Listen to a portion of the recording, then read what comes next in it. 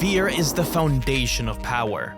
And for decades, the Frieza Force was the most feared organization in Dragon Ball, a sprawling empire built not on loyalty, but on terror, where soldiers obeyed not out of respect, but because the alternative was annihilation. And at the heart of it all was one man, one tyrant, who ruled not with strategy or diplomacy, but with absolute suffocating fear. Lord Frieza.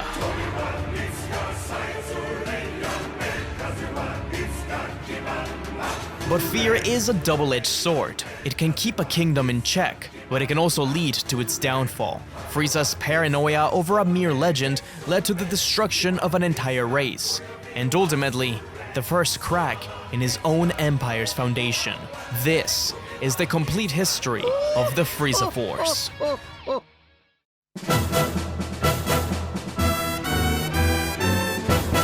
The oldest instance of something resembling the foundation of the Frieza Force was Chilld's gang of pirates. Lord Chilld was an ancestor of Frieza, who first appeared in the episode of Bardock. Though this story is pretty far from canon, Lord Chilld was designed by Akira Toriyama himself. Dragon Ball Heroes shows that before Chilld was defeated, he wiped out entire civilizations, including one of glass people, leaving only a couple of survivors. Meanwhile, episode of Bardock shows his soldiers, Toby and Kabira, attacking Planet Plant. When they go missing in action, Lord Chilld pretends to be the Galactic Patrol in order to discover what happened to them, attacking civilians along the way. This led Bardock, the time-displaced Saiyan, to attack Chilld. His anger at Chilld for resembling Frieza of his time caused him to explode into a Super Saiyan, blasting away Chilld. He was recovered by his forces and put on life support, using his last few moments alive to tell his soldiers to warn his family about the Super Saiyan. Ipana, a doctor from Planet Plant who saved Bardock, was also the inventor of a special ointment that could heal any wounds. Later on, the Frieza Force would implement this same liquid into their healing chambers. Though this story is a what-if scenario, Lord Chilld himself could still exist as Frieza's ancestor, and is our first look at the Planet Trade Organization. With Chilld's defeat, the seeds of fear and revenge were planted in the Cold's family legacy. This brings us to the reign of King Cold, who transformed the small-scale operation of his ancestors into a galaxy-spanning empire. The Force would continue to expand over time, coming under the rule of King Cold, Frieza's father. One of the first questions you may be asking yourself is, just what race is this to rule the universe? Well, there aren't many of them, with Akira Toriyama explaining that King Cold and Frieza were somewhat of a new hybrid species that came into existence from accidental, spontaneous mutations from long ago. It's King Cold's incredible genes that would be inherited to his son,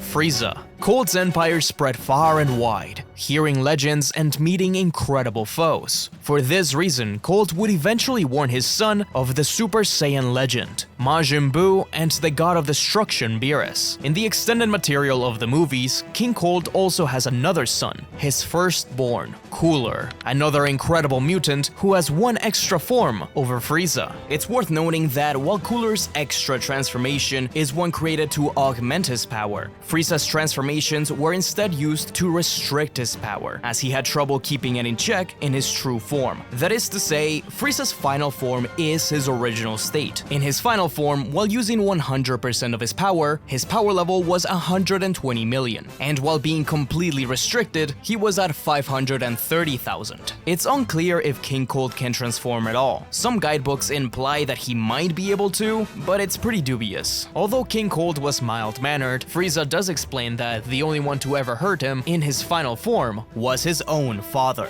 The organization evolved over time into planet brokers. They would destroy civilizations, take their planets, and sell them to the highest bidder. Many warriors in his army come from those conquered planets, though the Colts don't really see them as an army, but as a convenient group of followers. However, some, like the Ginyu Force, were genuinely loyal to the cause. Speaking of the Ginyu Force, they technically weren't actually soldiers or slaves, in the same way many others were. Instead, they were a group of mercenaries for hire, who serve as high-level executive-class soldiers. Captain Ginyu created the Force by recruiting Bonyu first, then Jais, Recoome, Birder, and finally Goldo. However, the first person to join after the captain, Bonyu, left the Force early because she hated doing the poses.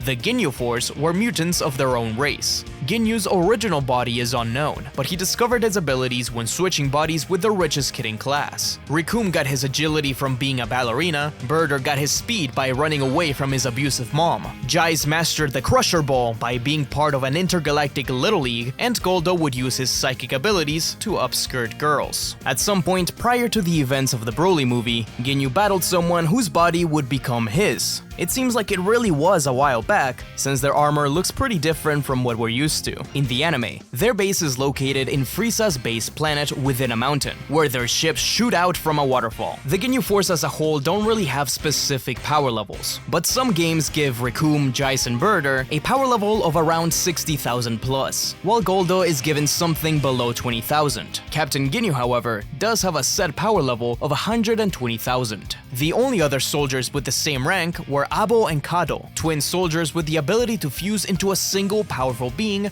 named Akka. Below them were Frieza's most trusted soldiers, Zarbon and Dodoria. All of the previously mentioned soldiers worked under King Cold first, before Frieza took over. Zarbon serves as the reconnaissance leader, and Dodoria as the enforcer. Zarbon's power level was 23,000, and Dodoria's 22,000. Many top-ranking soldiers in the army, such as Zarbon, joined the force after the world was taken over, and were only spared by Frieza by being one of the strongest native fighters. Frieza's most trusted aide was Berry Blue, the caretaker who took care of him ever since he was a kid. A faction known as the Frieza Honor Squad was also developed as his personal guard, but pretty little is known about them at this time. The currency used in the Frieza Force is Pol, a type of cylindrical currency that come in gold, silver, and dark blue. The organization would take over hundreds of planets, but only a few of them are actually of note, such as Planet Branch, a planet in the same star system as Bonyu and Jais' world. Salsa and them belong to the same race.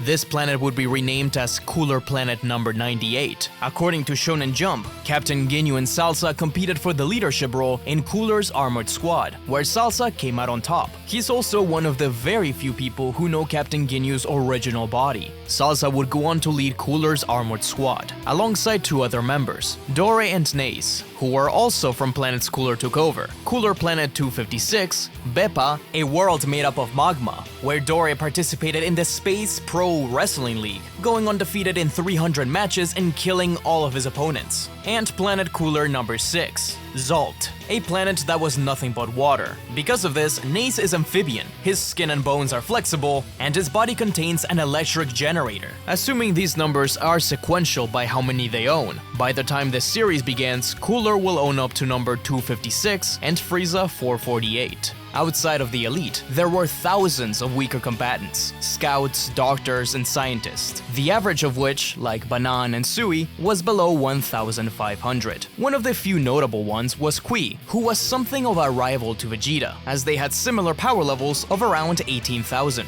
He joined the army after his entire race was wiped out by Frieza, alongside a few other survivors. Guidebooks also mention that Frieza promised to restore their race in exchange for their services. There's also a Pool, the greatest character in all of Dragon Ball. He is really just a random guy, but his race appears all over the Frieza Force, alongside many other races. The Empire's biggest expansion would come when encountering a race of warriors, monkey-tailed beings with an incredible ability for battle, and a transformation into a giant monkey under a full moon. Thus, in order to claim them for his empire, King Cold would wage war against the Saiyans.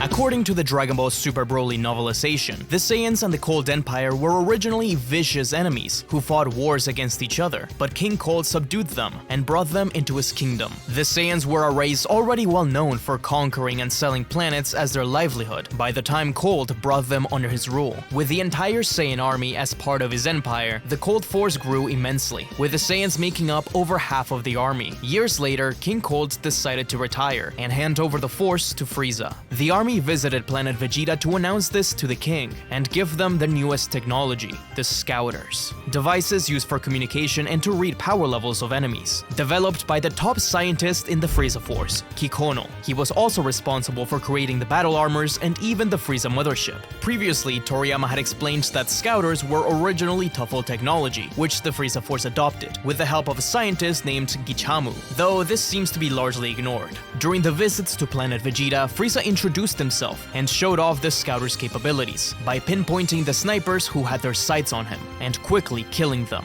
In reality, King Vegeta was not planning on attacking him, it was just a precautionary measure. Frieza would leave the planet with the newly named Frieza Force, but his hatred for the Saiyans grew, along with his fear of the legend of the Super Saiyan. King Vegeta, on the other hand, hoped that his newborn son, Prince Vegeta, could eventually take down Frieza, while also foolishly banishing Broly, a young child born with an immense power level, for daring to be stronger than his son. His father, Paragus, went after him, defecting from the Saiyan army. Later on, King Vegeta would also banish his second son, Tarbell, for being extremely weak. Throughout all of this, the Galactic Patrol would attempt to stop the Frieza Force multiple times, but could never stand up to him, and decided to instead avoid dealing with him. Frieza would develop a working relationship with Beerus, who used him to destroy planets, acting as an agent of destruction in his stead. However, there was one time where Frieza got too carried away, and actually made Beerus angry, so the god made sure to beat him back into place. Under Frieza's leadership, the Empire would grow exponentially, with its main base being established on Frieza Planet 79. The highest planet we've ever seen Frieza own is planet number 448, which was mentioned in Resurrection F. According to the Kaioshin of Universe 7, the ultimate authority in that universe, because of Majin Buu, Frieza, and the Saiyans, only 28 planets with intelligent life remain, so Frieza either has a lot of empty planets, or Shin just doesn't know what he was talking about. But before we continue looking at the evil empire, first, we need to talk about how to protect you from evil Earthlings. Thanks to today's sponsor, Surfshark VPN. You see me here? Well, now I'm here. Or over here. It's not teleportation, it's Surfshark, an app and browser extension that allows you to get online in over 100 countries across the world, as if you were really there, directly from your phone or PC. For me, well, I love the Dragon Ball Z Spanish dub. It's what I grew up with, but it's very difficult to find here in the States. But with Surfshark, I can just send my location to, say, Mexico, and boom, the voices I grew up with right on Crunchyroll. Not only that, but Surfshark protects you by encrypting your data and masking your IP, keeping you and your data safe from public Wi-Fi threats and potential space empires. You can also use Surfshark VPN on as many devices as you want, under a single account. There's really no downside to trying it out, since they have a 30-day money-back guarantee. Be sure to use code SMUG to get 4 free extra months. So visit surfshark.com/smug. Link is in the description. Now then, let's go back to chronicling this galactic terror. It's Frieza. He's coming for us. He wants us all dead. Come on, you coward! It's me you want. So In Dragon Ball Z filler, we're shown that Frieza kept heavy tabs on the Saiyans, with the Saiyans being tasked with taking over planet Tap. But when the operations are delayed due to the full moon not being out for another 3 days, King Vegeta kills the messenger, saying that Frieza was expecting the planet already, only for the Emperor of Evil to walk in and say that he really didn't mind waiting 3 more days, and commenting on how barbarian the Saiyans are. Frieza also orders King Vegeta to bring him the prince, alongside the conquered planet in those 3 days. Once Frieza leaves, King Vegeta says that he doesn't care about his son's life, but rather Frieza acting as if the Saiyans are his slaves. Frieza had taken a liking to the prince, not just because of his powers and capabilities, but because of what he represented, the prince of all Saiyans right under his thumb.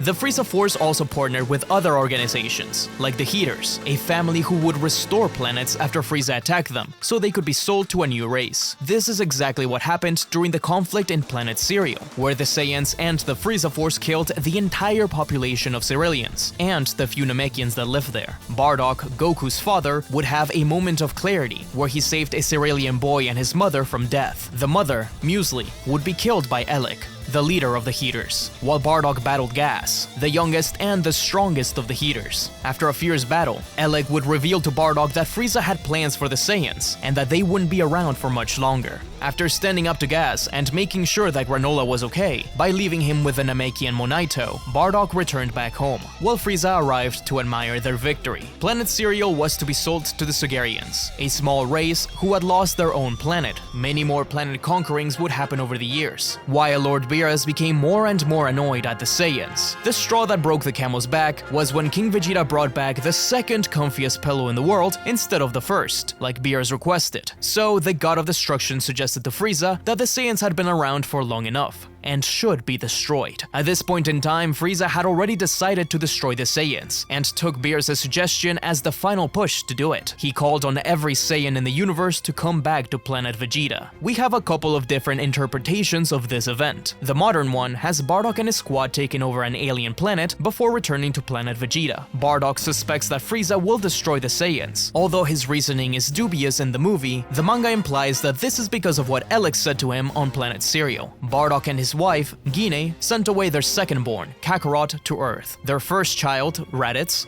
was away on a mission with Prince Vegeta, Nappa, and 2 other Saiyans. Vegeta ignored the call to return home, though later on Dodoria explains that Frieza planned the attack during a time he knew Vegeta would be away, since he wanted to keep him as a soldier. In a Toyotaro illustration, the rest of Bardock's squad was on a separate mission when the Saiyans were recalled home, and they were ultimately killed by Dodoria. Bardock and some of the other Saiyans would try to defend themselves against Frieza, as the Emperor easily killed every single Saiyan on the planet with a death ball. As far as he was concerned, the Saiyans had gone extinct. The Z anime version of this story is pretty different. Bardock and his squad were sent to conquer planet Kanasan, a world Frieza wanted due to its strange abilities. The day after the invasion, the last survivor attacked Bardock, striking him on the back of the neck and cursing him with the power of future sight. Bardock would go on to have premonitions of planet Vegeta being destroyed. Bardock is taken to a healing chamber. In the meantime, a young Prince Vegeta goes to Frieza after finishing a mission and gets ready to depart on a new one. All the while, Zarbon and Dodoria mock the Saiyans behind their back, but reveal their true fears of the possibility of them rising up together. Bardock goes to meet his squad on planet Meat, but finds them all killed by Dodoria and his men. The plan to destroy the Saiyans has been set into motion. Bardock barely escapes with his life. At the same time, Kakarot is sent out on his mission to take over planet Earth. While in the anime, around this time, King Vegeta has his own realization and tries to face Frieza himself. He led a small band of elites through the halls of Frieza's ship,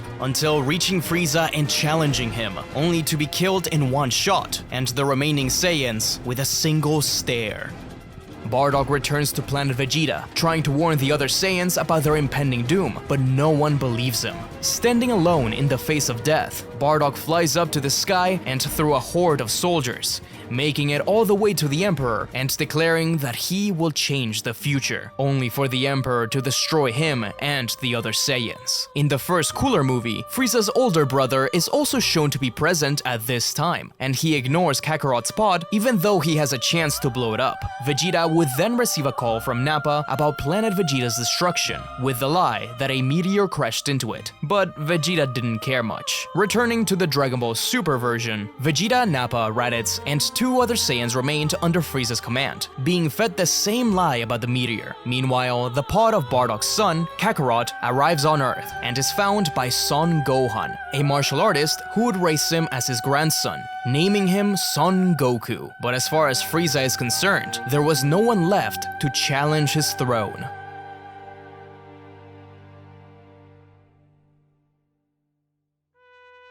The Frieza Force continued to spread far and wide with business as usual for years. Amongst the many missions of the Force was the invasion of planet Shik by Vegeta, Nappa, and Raditz, who were mocked by Zarbon and Dodoria for taking 3 days. The 2 other Saiyans that survived in Dragon Ball Super Broly have never been seen again, so it's very likely they died. At some point, Planet Red was taken over by the Frieza Force as well. It seems like the inhabitants joined the army, because the armors Gohan and Krillin wear during the Frieza arc are said by Vegeta to be specifically made for the inhabitants of Planet Red because of their small stature. In the anime only, there's Qui's attack on an unnamed planet, where Zejin and a group of kids escaped on an invisible spaceship. Eventually, Vegeta and Nappa were assigned to a planet of green aliens, while Raditz separated from them to find his younger brother. Kakarot. According to Raditz, the Saiyans had been assigned to a planet they couldn't handle with just the 3 of them, but which planet that was is never revealed. In the Vegeta special illustrated story created by the anime staff, Vegeta had been plotting for Frieza's death since he was a child. Quote-unquote, Frieza bestowed praise upon Vegeta for his accomplishments, but henchmen like Zarbon, Dodoria, and members of the Ginyu Special Force continued to treat him like a child. After another minion nodded in agreement with a backhanded compliment from Dodoria, Vegeta blasted the henchmen to dust. He declared that he would not let anyone sully the name of the Saiyans, even if they were Frieza's underlings. Before anything else could happen, Frieza calmly laughed that it was quite enough hot-headedness. Vegeta's heart, at that point, was consumed with animosity towards Frieza. One day, Vegeta witnessed Frieza destroy an entire planet with a single blast from his finger, and began to understand their difference in power. All he could do at this point was wait. Things began to change when Vegeta received a report of Raditz's death on a planet called Earth, and information on the mysterious Dragon Balls,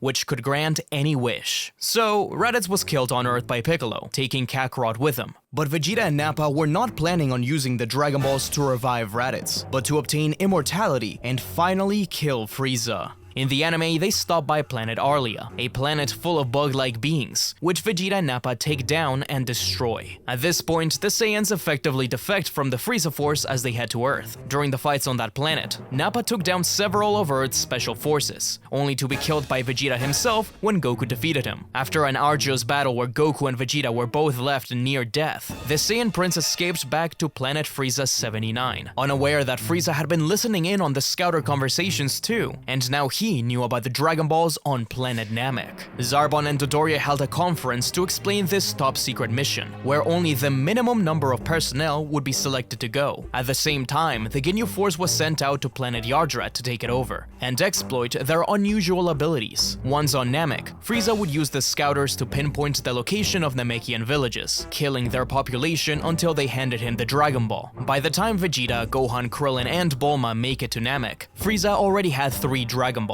From here, one by one, Frieza's men were killed. 2 scouts were defeated by Gohan and Krillin, and Kui was killed by Vegeta, who shows off his new energy reading abilities. When attacking Murray's village, Namekian warriors killed several of Frieza's grunts, with a soldier named Cranberry being kicked off into the ocean by Zarbon. The elder Namekian destroyed their scouters, leaving them blind as to where the Dragon Balls are. Dodoria went ahead and killed the warriors and Murray, while Frieza killed a Namekian child. Right before another Namekian boy, Dende, is killed, Gohan and Krillin jump into action and escape with him. Dodoria follows suit, but is blinded by a solar flare. Next thing he knows, Vegeta is right in front of him, challenging him. Thus, Dodoria is killed by Vegeta after revealing that it was Frieza who destroyed planet Vegeta, and not some meteor. Vegeta goes on to kill a Namekian village of his own and hides the Dragon Ball in the ocean to come for later. Zarbon searched for Vegeta, but Vegeta finds him first. He thinks that since he defeated Dodoria, he can also take care of Zarbon, but the Frieza soldier reveals that he has a transformation, one which no one has ever lived to tell the tale, which is great for him because it's really ugly, and he can't stand ugly things. He also reveals that Frieza can transform, defeating Vegeta and presuming he died in the waters of Namek, only for Frieza to chastise him for not confirming the body. Zarbon goes to collect Vegeta, while Frieza orders a pool to send out a message to the Ginyu Force. They're needed on Namek in 5 days' time, with a set of the new Scouter models. Once Zarbon gets the injured Vegeta into the healing chamber, the prince takes the chance to escape, sneaking into the Dragon Ball's room and blasting them out of the window, hiding them thereafter. Zarbon goes after him, but Vegeta locates Krillin first, as he flies back from the Grand Elder's place with the Dragon Ball and his potential unleashed. But before he can get the Dragon Ball from him, Zarbon lands. Him and Vegeta battle, but the Saiyan had gotten stronger thanks to the Saiyan race's latent ability to get stronger after a near-death experience. He kills Zarbon, gets the Dragon Ball from Krillin, and leaves. He even runs into Gohan with the Dragon Radar and the Dragon Ball Vegeta had hidden in the ocean, but lets him go with a simple punch thanks to Gohan hiding the Dragon Ball. Sometime later, while Gohan and Krillin go to the Grand Elder's home, Vegeta finds them, but his plans to get his Dragon Ball back are interrupted when 5 powerful beings arrive on the planet. The Ginyu Force had arrived. Vegeta, Krillin, and Gohan rush back to the Dragon Balls to try and secure them before the Force, but Burter's speed is too much, and Captain Ginyu leaves with the Dragon Balls, while the rest are left left to fight our heroes. The Ginyu Force play rock, paper, scissors, with Goldo fighting first. Despite Gohan and Krillin's potential unleashed by the Grand Elder, Goldo's time stop and psychic skills nearly get them killed, until Vegeta takes his chance to cut off Goldo's head. Recoome steps up to the plate next, and although they try their best and damage Recoome's appearance a lot, Krillin is left with broken bones and Gohan a broken neck. Vegeta can barely stand. At that moment, Goku arrives on planet Namek after healing and training. He quickly arrives on the scene, giving senzu beans to the fighters, knocking out Recoome and later Birder. Jeice escapes, but Vegeta kills the knocked out Ginyu Force members. Captain Ginyu arrives to battle Goku, but when he realizes that he can't defeat him as is, he punches a hole through his chest and switches bodies with Goku. Ginyu leaves Goku in that dying body, heading towards Gohan with Jeice. Together they attack the Z Fighters, but they're able to hold them off since Ginyu can't access all of Goku's abilities. Vegeta also kills Jeice. When Captain Ginyu tries to switch bodies with Vegeta, Goku jumps in the way and gets his body back, throwing a frog in the way of the next body change and trapping Ginyu in a frog. It's worth noting that in anime filler, the dead Ginyu Force members travel down Snake Way and into King Kai's planet, where they battle Yamcha, Tien, and Chiaotzu. Somehow, the Z Fighters win. Vegeta places Goku in the healing chamber and gears up Krillin and Gohan with new armor, before taking a nap. Meanwhile, Frieza had gone to confront the Grand Elder for the password to the Dragon Balls, passing by Dende. Nail steps out to defend Guru, but Frieza defeats the last Namekian warrior easily. Dende, Gohan, and Krillin summon Porunga, and wish for Piccolo to be revived and brought to Namek. But the Dragon Balls turn to stone right after that as the Grand Elder dies. Frieza arrives with fury in his eyes. It's finally time for the Emperor of Evil to end things once and for all. Frieza fights Vegeta, transforming into his second form and stabbing Krillin through the chest. Gohan does his best against him in return, and Frieza is surprised when Krillin returns to cut off his tail. In reality, Dende had healed him. Meanwhile, Piccolo travels across Namek towards Gohan, finding Nail along the way and merging with him to become an even more powerful Namekian. Piccolo arrives to battle second form Frieza, but once Frieza transforms into his third form, he showers Piccolo with a horrifying death beam barrage. Vegeta gets the idea of Krillin shooting him through the chest and having Dende heal him for a boost. But once Krillin shoots him, Dende refuses. Since Vegeta killed so many of his own people, the young Namekian heals Piccolo instead, who does convince him to heal Vegeta. Frieza transforms one final time, killing Dende with a death beam before the smoke dissipates. Vegeta then tries to fight Frieza again, but stands no chance. Frieza just plays with Vegeta until Goku finally arrives, fully healed. Vegeta begs for Goku to defeat Frieza, claiming that Goku is the real Super Saiyan. Frieza kills Vegeta, punctuating the beginning of the final battle. Goku and Frieza have an incredible fight, where Frieza is impressed, but reveals that he'd only been using a percentage of his full power. Even the Kaioken times 20 isn't enough, so Goku goes for a different plan, gathering energy for the Spirit Bomb from Namek and the other planets surrounding it. Piccolo and the others help get the attention away from Goku, until Frieza notices the Spirit Bomb and Goku has to unleash it with full force. A gigantic crater swallows everyone, but Piccolo is able to drag Goku out of the water. Frieza is finally gone. But of course, we all know how that ended up.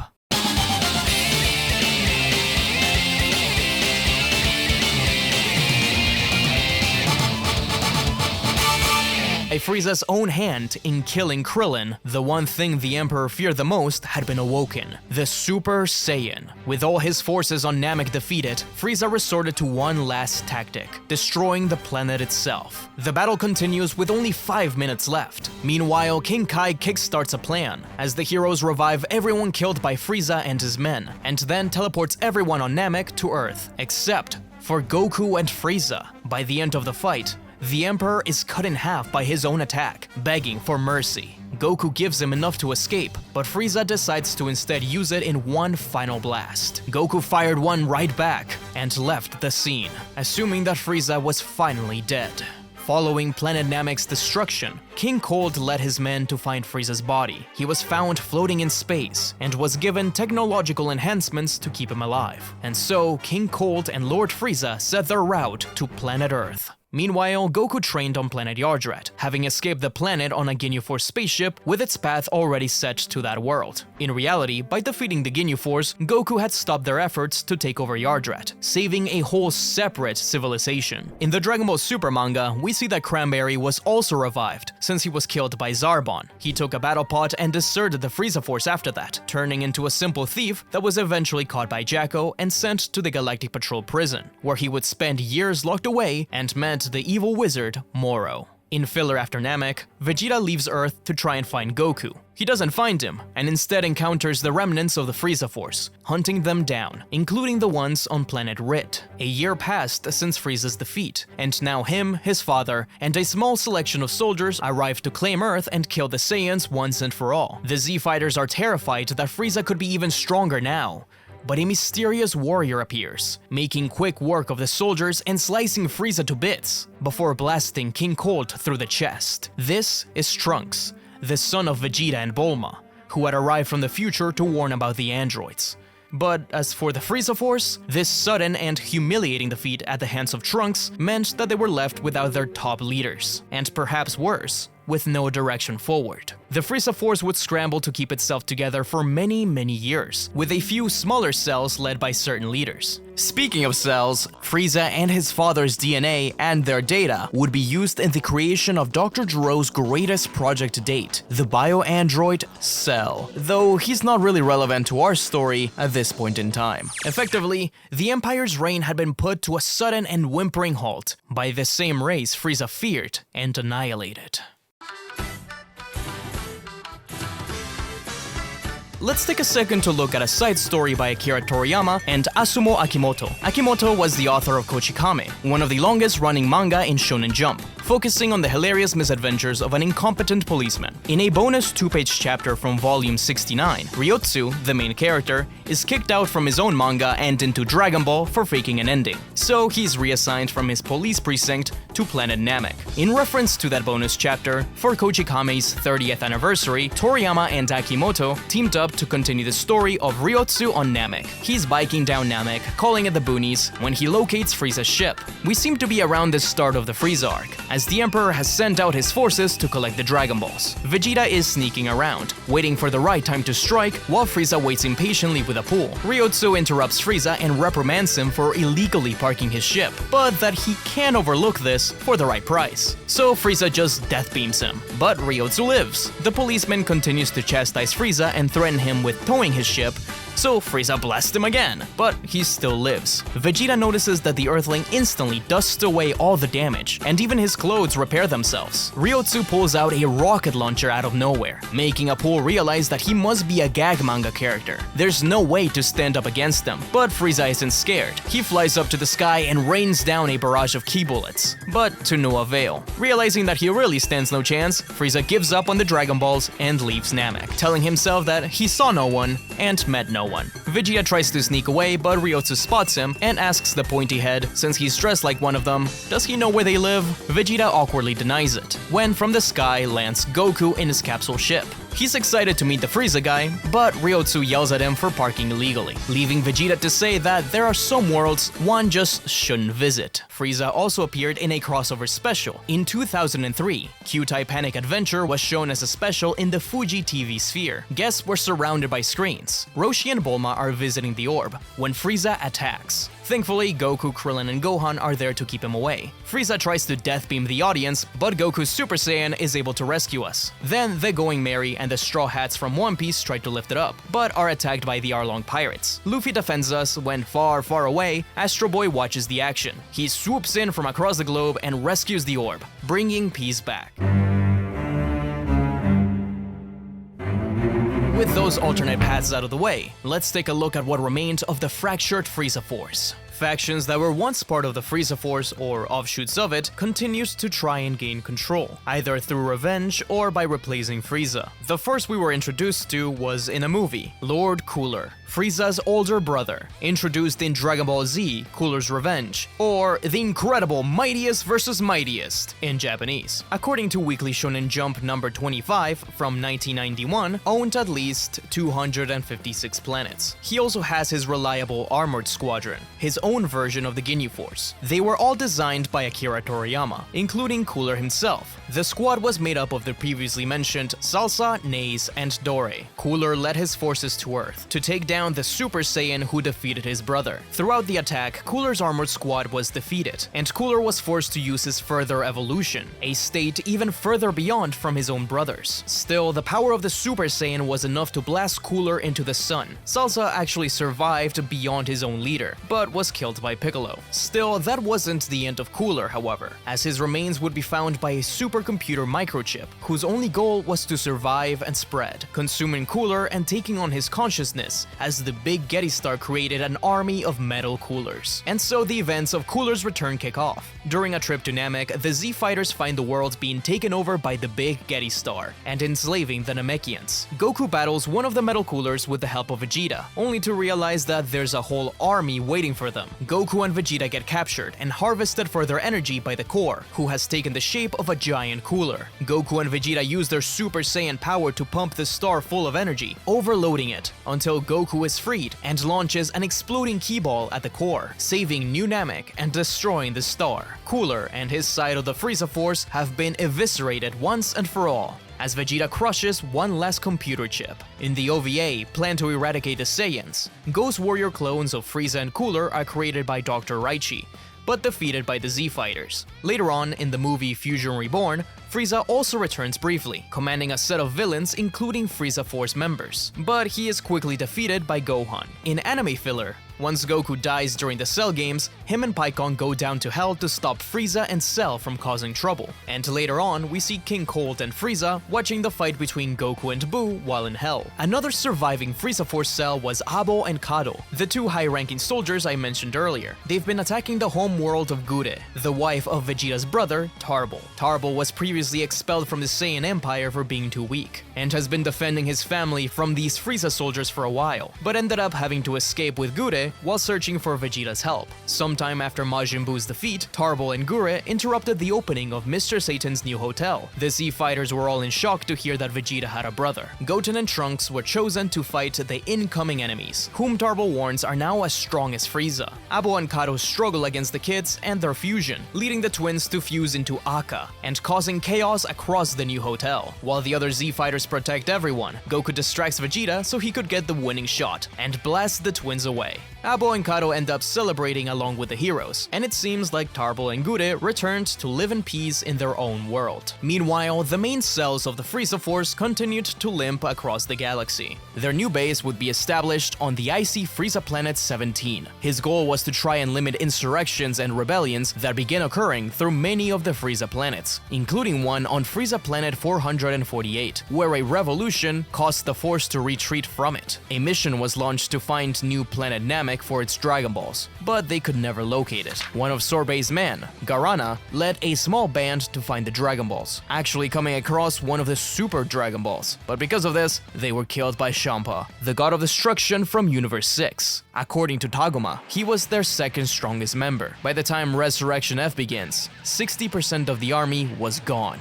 Below Sorbet are two elites, Tagoma and Shizame. They were said to be on par with Zarbon, but soon rise beyond them. Sorbet has a preference for Tagoma as his right-hand man, which makes Shizame angry. It seems that, under Sorbet's rule, new armor and scouter types were also developed. On age 779, after years of defeat, Sorbet realizes that the army won't survive much longer without Frieza, and decides to risk it all by going to Earth and using the Dragon Balls. According to Sorbet's calculations, 70% of the universe could be theirs if Frieza returned. Sorbet and Tagoma go to Earth, where they force the Pilaf gang into using the Dragon Balls to wish back Frieza. The Emperor had spent the past few years in his own personal hell, surrounded by angels and teddy bears. Now he is brought back, but in little pieces. And though they debate in using the next wish to bring back King Cold, the Pilaf gang instead use it for themselves. Frieza is brought back to the spaceship where he is restored. Instantly, in classic Frieza fashion, he kills his own soldier. In the movie, Tagoma is killed for speaking out of turn, while in the anime, he is spared by Frieza and used as a training dummy for 4 months, while the Emperor prepares for his next encounter on Earth. Through this training, Frieza developed a new form, his Golden State, an incredibly powerful form which the Emperor chose the color of to specifically mock the Super Saiyans. And so, the Frieza Force arrived on Earth,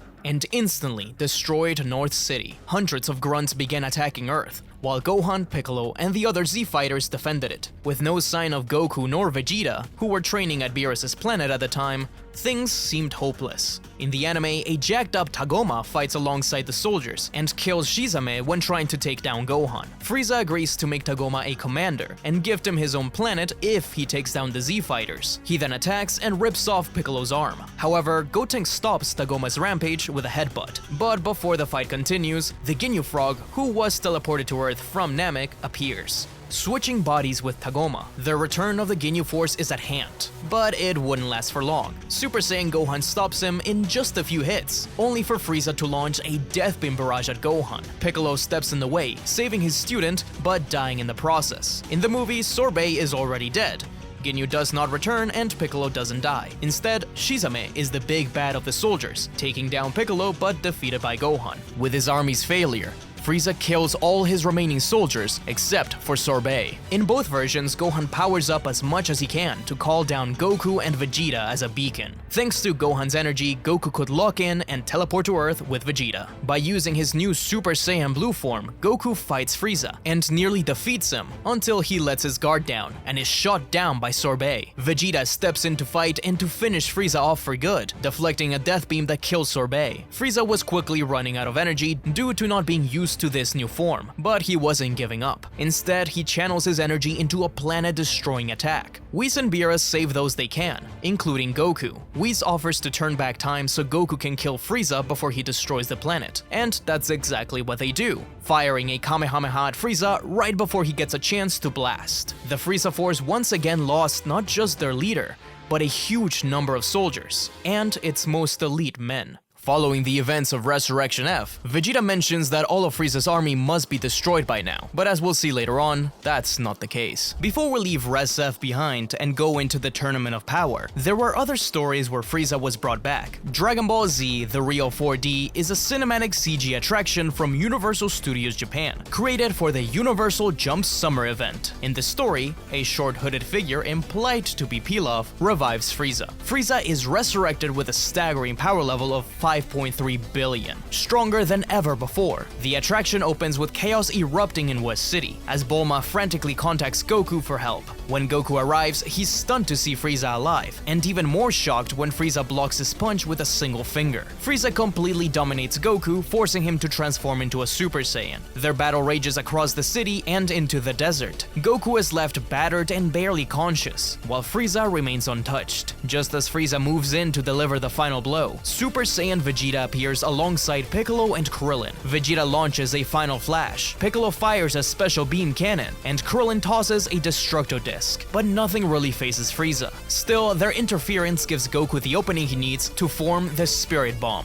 The attack lands, finally defeating Frieza once more, and in the aftermath, Vegeta helps clean up the city. There was also a short special comic Toriyama made for the 30th anniversary of Dragon Ball. In it, Toriyama argues with Goku and Vegeta about how they should be thankful to him for making them famous, especially since Vegeta was just supposed to die. Vegeta replies by saying that in reality, he got way too popular and Toriyama got too scared to kill him. Then Frieza shows up, with a halo over his head, complaining that he was created just to die in Vegeta's place. But Toriyama tells Frieza that it's because of him that Frieza turned into one of the best villains ever, and that he even brought him back for the new movie, although he forgot how to draw Frieza, leaving us with a thank you for the anniversary. Ironically enough, the return of the Emperor would occur thanks to none other than his arch-rival, Goku. The Tournament of Power was set to begin, a team-based battle royale between the universes, and Universe 7's team was short one participant, because Boo fell asleep. So Goku went to King Yama, requesting that Frieza be allowed to participate. It took some convincing, but Frieza agreed, under the condition that he will be revived after this. Fortune teller Baba brought Frieza back for one day, but trouble arrives when an assassin from Universe 9 attacked the pair. Frieza shows off his golden form and the fact that he learned to train with his mind in order to have better control and stamina, defeating the assassins and fighting Goku one last time before the tournament. knocking each other out. And so, the Tournament of Power begins, with Frieza as one of the main members. He was integral to their victory, defeating enemies like Roselle by just looking at him. He also defeated Murchim from Universe 11 and the Yardrat Jimisu from Universe 2. He also tricked his Universe 6 counterpart, Frost, into a truce before knocking him off of the arena. Frieza took his anger out on Kaba, a Saiyan from Universe 6 and student to Vegeta. He even supported the rest of the Z fighters in a blast attack to take down Anilaza. One of the most shocking moments was his battle alongside Gohan against Dispo, caging the speedster in a sea of death beams, while Gohan dragged Dispo out. In the end, Frieza knocked them both out of the arena. Another key moment for the Emperor was when he gave energy to Goku after he used it all up in Ultra Instinct Omen, paying him back for saving his life on Namek. Frieza battles Toppo, who knocked him out with his God of Destruction power, but he survived. Frieza also stepped up to Jiren, who knocked him out of his golden state, but Frieza would reappear in the final moments to attack Jiren by Goku's side. At the same time, Android 17 provided support, remaining on the arena while Goku and Frieza dragged Jiren out of bounds, winning the Tournament of Power for Universe 7. In the manga, Frieza plays a similar role. He teams up with Frost early on, encouraging him to fight at full power as he eliminates Krillin and Tien. But Frieza betrays Frost, whom he was using to take down the weaker warriors, knocking him out. Frieza goes specifically against the Saiyans from Universe 6, and while Kaba and Caulifla battle Frieza, Kale explodes into her berserk state at the sight of Caulifla's torture. Her rampage takes down many fighters, but it comes to an end when Kaba places Potara earrings on her ear and forces a fusion with Caulifla. Later on, Frieza plays with Toppo and Dispo, leaving them stranded on a floating platform, which breaks apart as Jiren refuses to help. Then, after nearly every other fighter is eliminated, Frieza appears with a death ball to knock both Goku and Jiren off the arena. Jiren catches it and pushes it off, despite Goku holding him down, only to watch as Frieza comes down like a torpedo. Goku, Jiren, and Frieza are all knocked off of the arena, while Android 17 reveals that he faked his own sacrifice. In both versions, 17 is the MVP, and he wishes for every other universe to be returned. And so, with the Tournament of Power coming to an end, Whis revives the Emperor of the universe.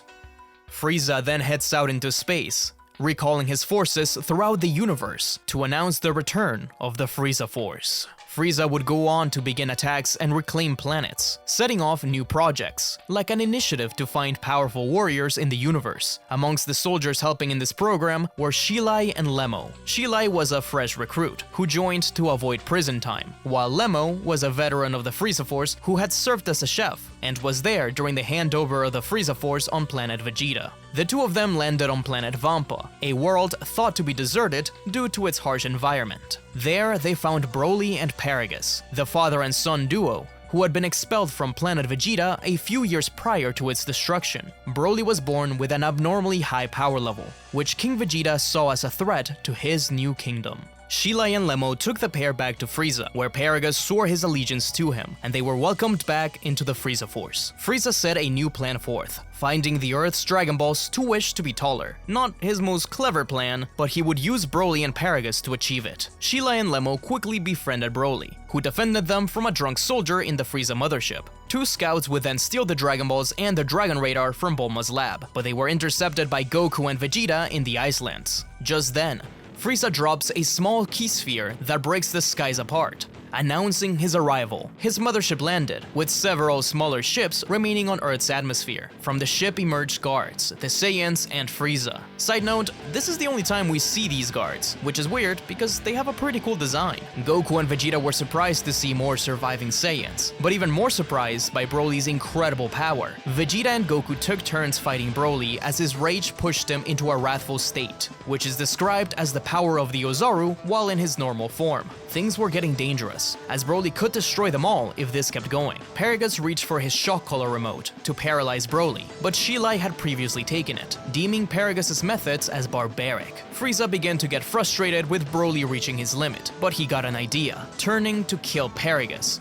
and forcing a Super Saiyan transformation. This was a huge mistake, as Goku and Vegeta teleported away to Piccolo to catch their breaths, while Frieza was just stuck getting pummeled by Broly for hours. Meanwhile, Goku and Vegeta practiced the fusion dance with Piccolo's help, until finally welcoming Gogeta. Frieza finally got time to breathe when Gogeta returned and took over, having an incredible fight. Meanwhile, Shilai and Lemon betrayed the Frieza Force by stealing the stolen Dragon Balls. They held Kikono at gunpoint and forced him to wish for Broly to be returned back to planet Vampa, moments before a Kamehameha reached him. Lemon and Shilai then stole a ship and left Earth, leaving the Frieza Force along with Broly. Frieza nearly destroyed the ship, but Gogeta stopped him. And just a few days later, Frieza was already on a different planet, waging war and claiming it as his own. Berry Blue was able to locate Broly and the two others, but Frieza ordered them to be left alone. Once Broly can control his power, he might become the mightiest warrior he needs. Sometime later, Cranberry, the old Frieza Force soldier who was revived because he was killed by Zarbon, was broken out of prison by Moro, and the two of them find New Namek and collect the Dragon Balls. But Cranberry was killed by Moro as he wished for the galactic prisoners to be released, and his power returned. The Moro arc isn't super relevant to the story, but Frieza does appear, as he's warned by his scouts that the next planet they're targeting was under attack by the prisoners Moro released. So Frieza decided to let that planet be for now, wishing to avoid conflict with criminals. This leads Kikono to ask, aren't they themselves criminals? Frieza and Berry Blue make it very clear that they aren't simple criminals. They occupy planets and exterminate their inhabitants in order to sell those planets for a nice profit to races who have lost their own homes. They are running a business. Once again clarifying the mission statement of the Frieza Force. More time would pass, Moro would be defeated, and life continued. With the return of the Frieza Force, groups that had been thriving during the power vacuum left behind by the Emperor of Evil began plotting against them. The Heaters, a planet broker family which once faced Bardock and hinted towards Frieza's plan to destroy the Saiyans, wanted to find a way to bring Frieza down. Now that they've seen a universe without him, it's obvious to them that he has weaknesses. He isn't immortal. They didn't fear him like they once did. The Heaters find out about the Dragon Balls, and come to the conclusion that they must be how Frieza was revived. They hire a bounty hunter named Granola to retrieve the android OG-73I, a bio-android used by Moro. Within him was the information the Heaters needed to find the all-knowing Zuno. They also find out about the defeat of Moro by the Galactic Patrol and the Saiyans. They reveal to Granola that Frieza is back, which is bad for their business. Granola has sworn revenge against those who destroyed his race, Frieza and the Saiyans, but is still far too weak. However, on planet Cereal, they have a pair of Dragon Balls, one of which had been lost until a Sigurian boy found it. Granola stole the Dragon Ball from a research lab and used them to become the strongest in the universe, giving up 150 years of his life to do so. After being confronted by Granola about Frieza's whereabouts, the Heaters agreed to find him for the Cerealian, in exchange for finding out how he got so strong. So now they know about the Cerealian Dragon Balls. The Heaters then go to Suno and learn about Goku and Vegeta's weakness so they can pit them against Granola and hopefully have them kill each other. They go to Earth, getting Chi-Chi and Bulma to bring Goku down, because supposedly there's a villain who wants to defeat them. Along the way, they also steal the Dragon Radar. Granola would go on to face Vegeta and Goku in an arduous fight, while the Heaters use the radar to find the Dragon Balls and wish for gas to become the strongest in the universe, in exchange for more and more of his life being taken away. The fight between Granola and the Saiyans stopped when Monaito, the only surviving Namekian on planet Cereal and Granola's closest friend, revealed to him that although the Saiyans and the Frieza Force did attack his world, it was Bardock, Goku's father, that saved him, and that Elec killed his mother. Thus, Goku, Vegeta, and Granola battled Gas until he was little more than skin and bones. It seemed like they finally won, but he just wouldn't stay down. So while Elec demands him to keep fighting, Gas realizes that he really is dying. He starts to freak out when suddenly Frieza appears. The Heaters had contacted the Frieza Force and requested a meeting with the Emperor. They were going to have Gas kill him there, but instead, Frieza quickly pierces through Gas's chest, reducing the strongest in the universe to nothing more than bones, crushing the remains. The Emperor reveals that he figured out the plan, and that he had already known about Elec's intentions for many years, killing Elec as well. Frieza was able to do what none of the heroes could: defeat the strongest in the universe. All because, at the time the wishes were made, Frieza was not in the universe, but rather in a room of spirit and time, where he trained for 10 years inside. He found the chamber in a planet he conquered, achieving a transformation beyond his golden state.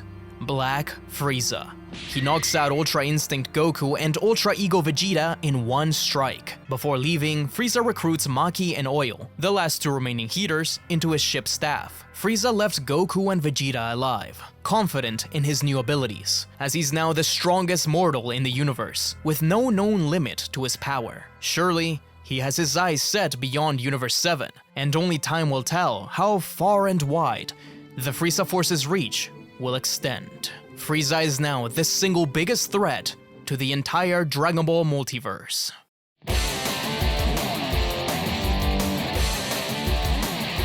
This brings us up to date with the main history of the Frieza Force, but there is more to cover. Following the end of the original Dragon Ball manga, in the early 2000s, Akira Toriyama wrote a sequel manga to Dragon Ball. This was Neko Majin Z, a self-parody manga that poked fun at Dragon Ball while also being a love letter. Taking place after Goku leaves with Oob, the story focuses on Goku's second student, Z, a member of the Neko Majin race. During his story, a new surviving Saiyan and his wife land on Earth to make it their vacation home. Neko Majin and his friend try to scam the tourists, and along the way end up touching his wife's boobs. So Onio transforms into a Super Saiyan out of anger, fighting Neko Majin, who copies the transformation and defeats Onio with a Neko Hameha. Onio and his wife retreat, but it wouldn't be the last time they meet. A few days later, while Z and his friend meet their wrestling idol, Thunderbolt, Onio once again arrives. But he wasn't alone. This time he brought a powerful opponent, Kuriza, the son of Frieza, whom Onio claims is the strongest in the universe. Z doesn't have time for this, he just wants to fight Thunderbolt instead, so in anger, Kuriza destroys Thunderbolt's car. Angered by the interruption, Z attacks Kuriza, slamming him into the ground and causing a geyser of petroleum to explode from the ground. Kuriza realizes that this isn't going to be easy, and transforms into his final form. But they ran out of pages, so they leave the fight for the day after next. The next time we see them, they're all playing soccer when Kuriza kicks the ball into space. But another crashes down, a much bigger ball, because it was actually Vegeta arriving in a battle pod. He had come to Earth by Frieza's request, in order to get Kuriza back and help out Onio. He's cocky about taking down Neko Majin, but he ends up being forced into Super Saiyan. When Z copies this form, Vegeta pretends to get an urgent phone call and just leaves, swearing to never appear in a gag manga again. Buu and Goku also show up in this story. It's really nice. Before we continue into the distant future, let's first take a detour into Dragon Ball GT and check on what the Frieza Force was doing in that alternate timeline. In Dragon Ball GT, the Frieza Force seems to have been completely wiped out, so they don't really play a major role. The Force only really plays a part during the Super 17 arc, where villains from the past escape from Hell, thanks to Dr. Mew and Dr. Gero. Amongst the goons who escape are members of the Frieza Force, and even cooler, the plan was to lure Goku into Hell, where Cell and Frieza waited. This was their long-awaited revenge, but they stand no chance against base GT Goku. Cell even tries to absorb Goku, but the Saiyan just crawls his way back out. They only win because they paralyze Goku and trap him, sending him down to get tortured and encased in ice for years. But since all of this was made to torture dead souls, and Goku was still alive, he just burst out of the ice and freezes Frieza and Cell, shattering the ice on accident. I should also mention that the wish to revive everyone who was killed by Frieza on Namek was the wish that created Sin Shenron, the one-star dragon in the final arc. In this same GT continuity, there was a live show featuring Goku, Trunks, and Pan, where they are attacked by Don Ki, seeking revenge for his defeat near the start of the show. He brings in an army of Legic race men, who are all defeated, but later, Cell and Frieza are brought forth from Hell with brand new transformations. Cell just gets some shoulder pads and things like that, nothing really interesting, but Frieza gets something completely different, something of a mutation of his first form, complete with bondage gear. They've come looking for Goku. Trunks and Pan face them, but they don't stand a chance, so they just trick the pair and escape. Sadly, a good chunk of the show is lost media, so we don't know if this was finally the time Frieza defeated Goku. Somehow though, I doubt it.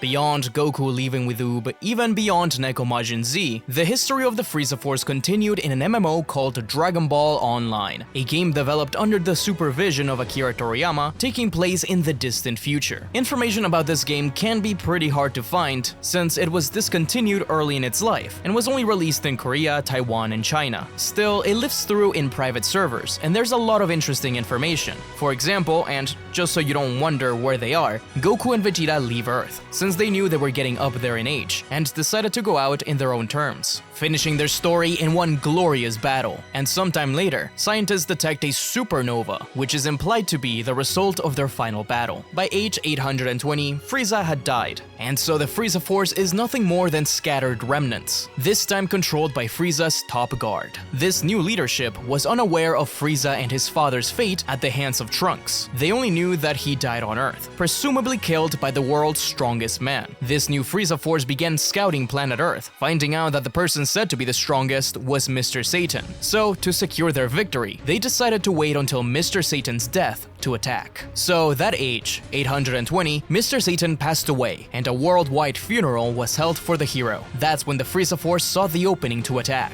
They invaded Earth with the help of a bunch of giant aliens, belonging to the same race as Booyan, whom Goku fought in Muscle Tower. These aliens were impervious to both traditional weapons and martial arts. Fighters from all around the world found themselves with their backs against the wall, but they were saved by Goten and Trunks, who had recently kickstarted their own martial arts school called Kikoken Jutsu, the art of channeling ki into a sword. The Majins, a race that quickly populated Earth after Majin Buu read one of Mr. Satan's dirty books, lost their homes during the Force's attack on Earth. Disenfranchised, they fled to West City. At some point, the army does find out the identity of Frieza's real killer, Trunks, so they target Trunks' home of West City. But Bulma comes up with a plan, hiding the entire city inside a capsule. The Majins were welcomed and protected within the capital, while others stayed out to fight the army. The royal military tried to protect the world, but they were all defeated. In order to hide their identities, Gohan and the Z-Fighters come together at Kame House and don Great Saiyaman-styled outfits into battle. The team is made up of Tenshinhan, Krillin, Gohan, Trunks, Goten, Pan, and more. They finally push back the army and kick them out of the world, with Krillin specifically cited as the one who defeated important members of the army. Their strange key battles and legend spread all around the world as the new heroes of Earth. Now everyone wants to become a martial artist, something that has become easier thanks to Gohan publishing a book on the science of ki control. Thus, the Dragon World was completely revolutionized after the remnants of the Frieza Force were defeated, but their attack would ripple into the future, as the severely weakened force would try and continue to attack. In fact, many of the top members end up hiding out on Earth. On age 824, in response to the defeat of the Royal Army, Capsule Corp launched the Bulma Foundation and began the Tenkaichi Kagaku Hakurankai, the Saiyans equivalent of the World Tournament. So, the attacks of the Frieza Force actually caused a massive technological advancement, including new ki-based weapons, and especially the Capsule Corporation Space Research Institute on age 855. To monitor alien threats, including the Frieza Force. But I'm getting ahead of myself. On age 834, a Majin known as Mani Mani died protecting the world from another Frieza Force attack, something that inspires the Majins to follow the footsteps of this hero. More of the Frieza Force resigned to hide out on Earth, spreading their influence from the inside. Meanwhile, the universe at large had been plunged into chaos. New Namek is destroyed by a sudden appearance of Mira and Toa, the leaders of the Time Breakers, forcing the Namekians to flee to Earth, and the Red Ribbon Army has been revived in the form of the Red Pants Army. By age 910, more of the Frieza Force had spread within Earth, claiming Booby Island, the home to many Majins, as their own. Slowly over time, more of our heroes start to pass away, though a few remain, including Piccolo, Dente, and Master Roshi. Mira begins his plan to invade Earth on age 998, beginning with the Frieza Force base on Booby Island. At Dente's request, Piccolo investigates many organizations on Earth, including the remnants of the Frieza Force. On age 1000, when the game takes place, the Frieza Force is being led by Rigel, one of Frieza's honored guards. He wishes to find the Dragon Balls on Earth to revive Frieza, dispatching his men all over the world. The army joined forces with the Time Breakers to achieve their goal, even traveling through time with them to bring Frieza back in different ways. But it was always unsuccessful. However, the relationship between the two organizations seemed very rocky.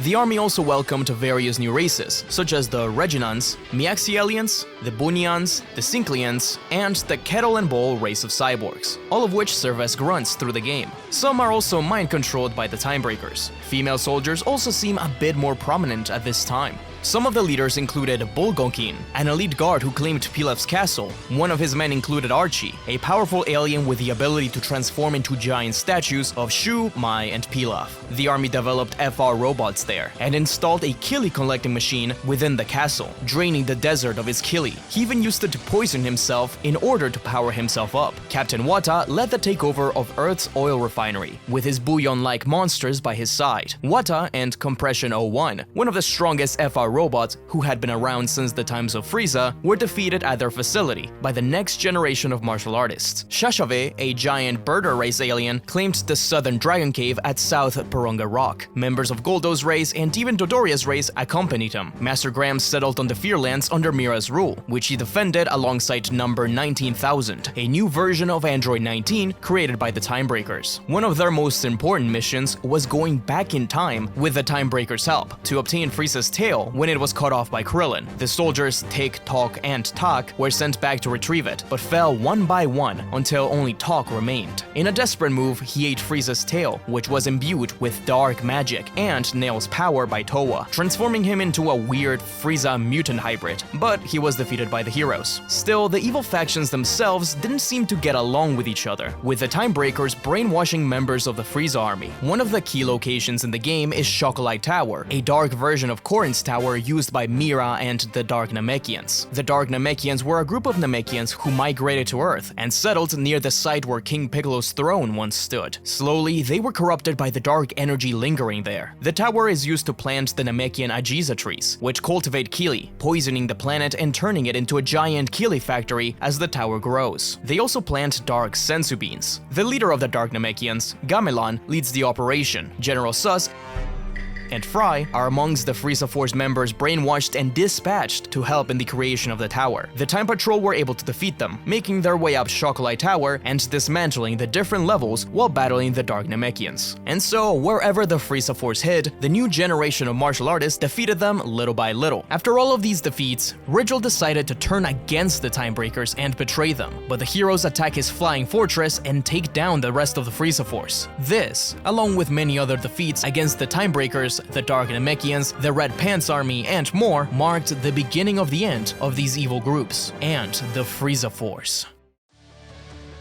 Those are the most important events in the chronology of the Frieza Force, past, present, and future. But there are some other stories about them. For example, in Dragon Ball FighterZ, Frieza is one of the characters who has his soul linked with the player when he's revived by Porunga, and helps in the battles against Android 21. In Kakarot, a few new members were added, including the aforementioned Bonyu, who was created by Akira Toriyama. Then there's other NPCs, like Chef Malone, my absolute goat, a quirky alien who joins the Frieza Force just to desert them on Namek, and hunts down rare ingredients to make the ultimate juice. He later reappears multiple times as a galactic food tour guide. Apol takes over the Frieza Force remnants on Earth at one point after the Bull Arc, but of course he's defeated. An old scientist also tries to remake Frieza, but Goku's able to stop him. While in the past of the Bardock special, the Ginyu Force tries to replace Bonyu with a Bardock Squad member, but they all refuse to pose. In Xenoverse, the Frieza Force and Cooler are both used multiple times by Towa and Mira in their plans to break reality apart. Frieza also plays a major part in Frieza's spaceship Time Rift, of course, where the player climbs through the ranks of his army. You can choose to align with either Frieza or Cooler, and even replace Tagoma by training with Frieza to help him unlock his golden state. In later updates, Frieza invades Kanton City through a wormhole, leading his army, the Ginyu Force, and even Metal Coolers through battles against the Time Patrol. In Dragon Ball Fusions, the Frieza Force is transported from their normal time and into the future age of 2016 to participate in the greatest tournament in history. Along the way, the Ginyu Force learn how to perform the 5-way fusion, teaching it to the player. Frieza and Cell also team up,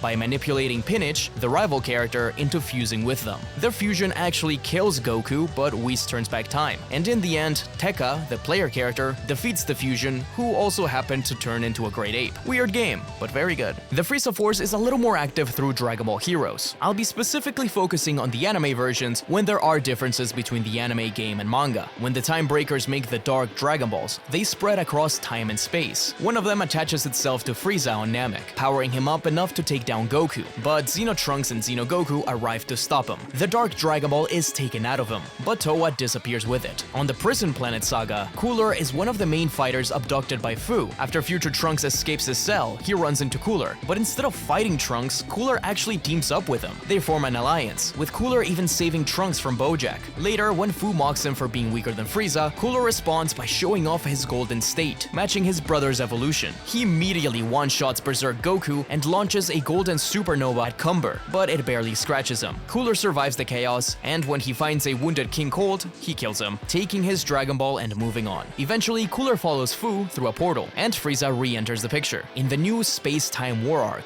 Frieza and Metacooler hunt down Goku together in West City. They corner him only to be stopped by Heart's gravity cage. The brothers show off their golden states and fight against Goku's Ultra Instinct. When things settle down, the Crimson Masked Saiyan gives them the Dark Dragon Balls to power them up, until Broly shows up and beats them both down. They both lose their Dragon Balls. They return once again in golden form, looking for the Masked Crimson Saiyan, only to be blasted away as Frieza watches Gogeta defeat Goku Black. A lot more of the Frieza Force shows up in the Super Space-Time Tournament. They're part of Team 5, along with Hearts, Cumber, Super 17, Dr. Willow, and Turles. Meanwhile, Team 4 is made up of Mecha Frieza, Zarbon, Dodoria, Shizame, Kui, Tagoma, and Sorbet. Team 10 has Cooler's Armor Squad, and Team 11 is made up of the Ginyu Force. But they're not super consequential. The only team to remain with any Frieza Force members past round 1 is Team 3, though some other timeline fighters also appear, like King Cold and Lord Chilled. It's here where Chilled meets face-to-face with Vidrio, a member of the Glass Race which Chilled wiped out long ago. Yamcha and her are able to defeat him with the use of a glass-covered spirit ball. In the Demon Invader saga, Frieza and his army don't really appear, but Majin Zoto absorbs alternate versions of Frieza and Metal Cooler, and possibly some others.